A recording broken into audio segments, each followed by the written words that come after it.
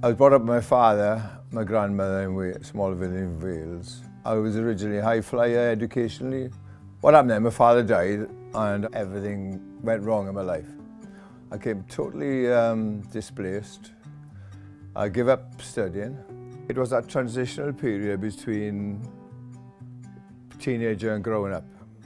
And with the loss of my father, I was completely lost. I just came out to London, homeless. And I stayed in a homeless hostel. I was running out of money.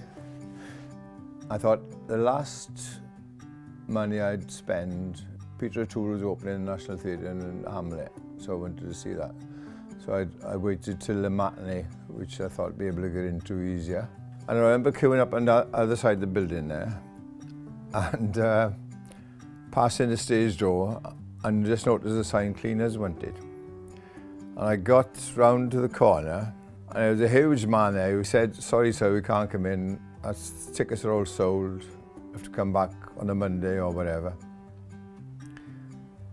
So I remember seeing the sign on the stage doors, so I thought, well, if I get a job cleaning, at least I'll see some of the theatre. And I went back. I was quite nervous really, but I knocked on the stage door, said the cleaners wanted. And the stage doorkeeper then was quite a famous man, as it turned out.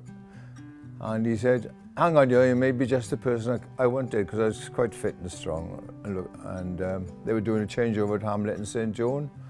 She said, "Wait there." So I just waited. And a man came up the stairs who was the property master. And he was quite a slim, a small man.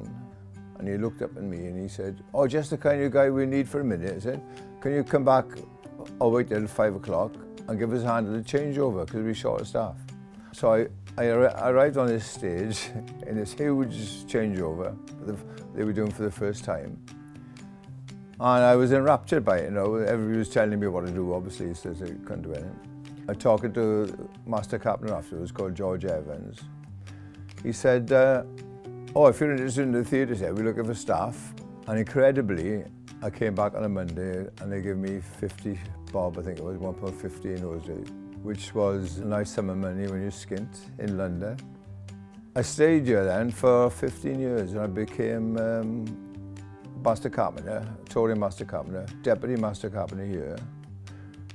And I never looked back, and it gave me so much strength, you know, a change of lifestyle, change of hope, change of everything.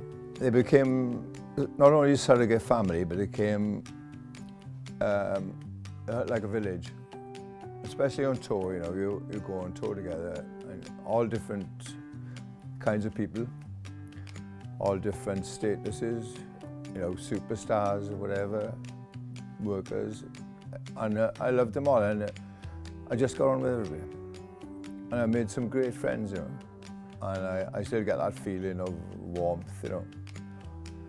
I think that's inherent in the building now. It's like Lillian Bailey's ghost supposed to be here, you know, and we used to go looking for her in the middle of the night, but never found her. I think it's because of the Vic I've achieved everything I wanted to achieve. I just grew and grew, yeah.